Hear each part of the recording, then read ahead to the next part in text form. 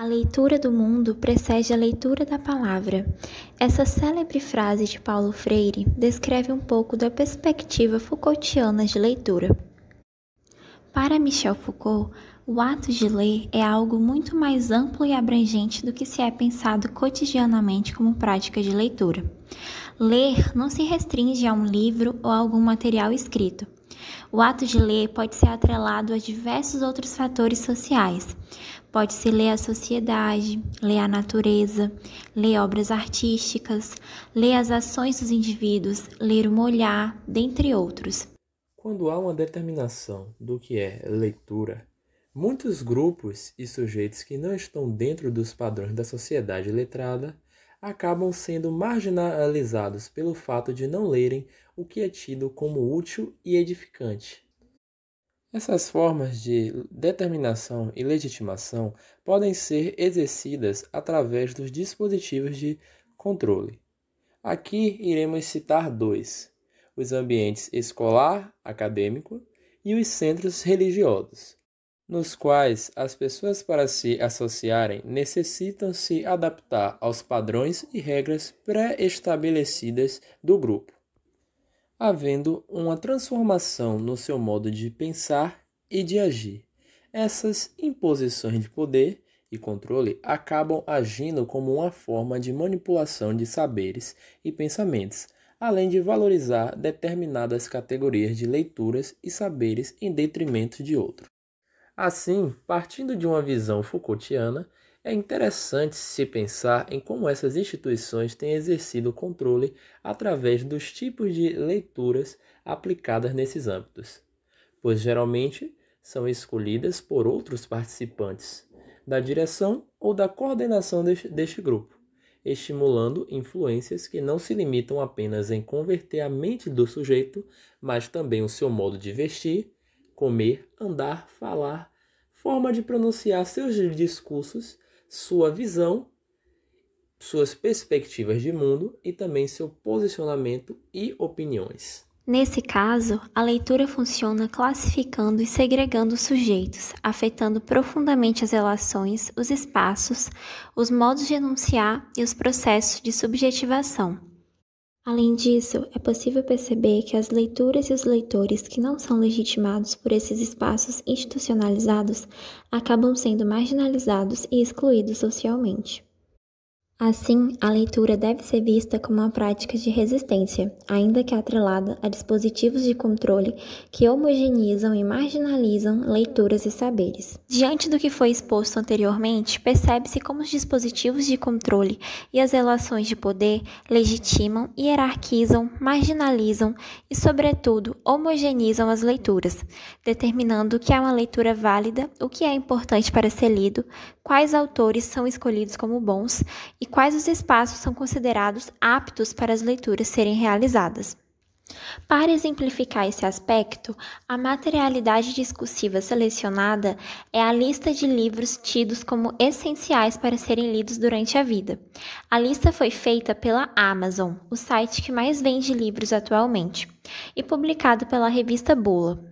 Ao analisarmos esta lista, é possível notar grandes nomes da literatura mundial, autores e obras fortemente prestigiadas e com qualidades incontestáveis. Obras que se perpetuam ao longo da história e que continuam sendo reconhecidas, indicadas e supervalorizadas até o momento atual. Contudo, ao analisarmos o perfil dos autores e das obras contidos nessa lista, é possível observar que há um perfil em comum entre eles.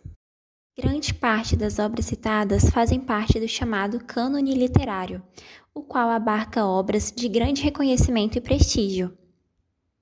Porém, ao realizarmos essa análise, é possível notar que essas leituras e esses autores estão em posições de privilégio de gênero, privilégio étnico, econômico e que grande parte dos autores que alcançaram esse destaque social fazem parte de uma camada social rica e, em sua maioria, composta por homens brancos.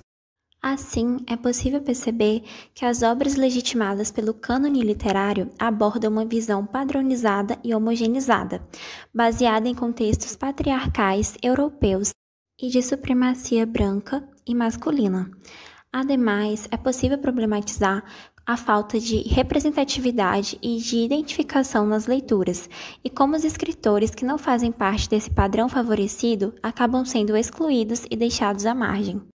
Como exemplo dessa desvalorização de outros gêneros literários, podemos citar os quadrinhos, os gibis, os HQs, os mangás, livros de autoajuda, livros de romances contemporâneos, dentre outras categorias. Acha-se que quem lê esses tipos de materiais não é um ávido leitor e não é legitimado como um sujeito de boas escolhas literárias. Em vista dessa supervalorização dos clássicos literários, uma homogeneização de leituras é gerada e a diversidade literária é deixada de lado. Desse modo, é possível evidenciar a importância de questionar essa estigmatização de leituras. Tanto a escolha do cânone literário como também da lista de livros obrigatórios da Amazon deixa muitas produções de fora, por exemplo, autoria negra, autoria feminina, autores de baixa renda que não conseguiram popularizar os seus escritos, dentre outros grupos que são deixados sem voz e não são legitimados socialmente. É necessário atualizar e redefinir essas estruturas de poder que sustentam e perpetuam os mesmos estereótipos, invisibilidades e construções sociais das gerações passadas. Assim, ao pensarmos a leitura em uma perspectiva Foucaultiana de discurso, entende-se a necessidade de compreender as relações de saber-poder e de lançar um olhar para as brechas, as fissuras, as entrelinhas e as rupturas da sociedade.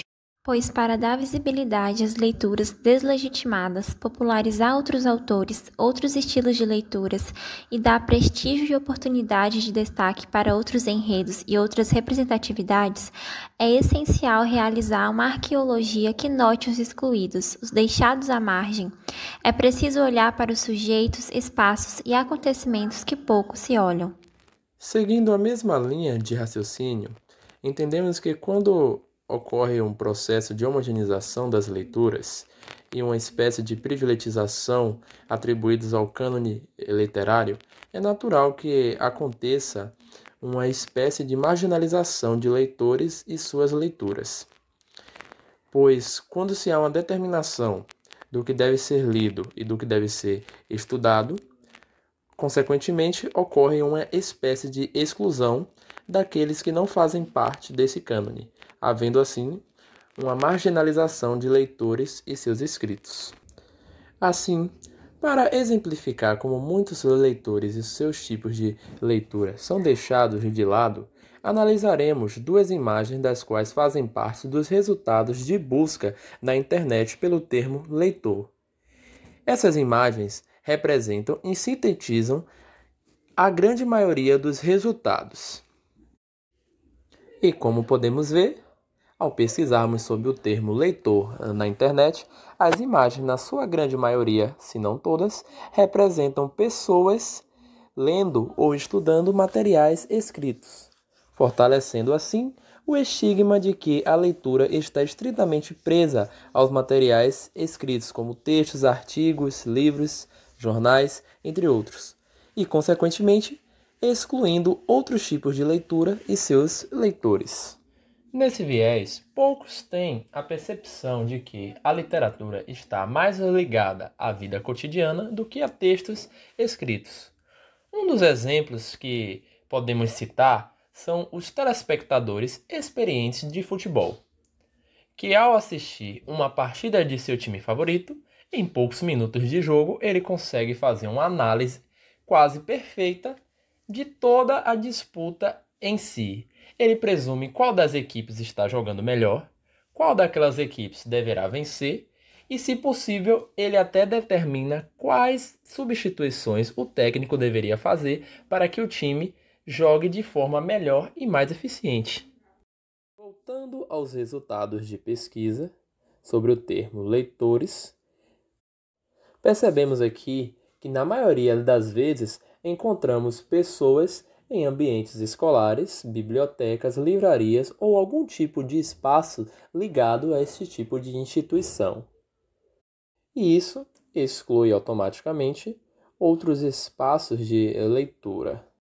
Dessa maneira, vamos agora analisar o sujeito leitor indígena e o seu espaço de leitura determinado como a natureza.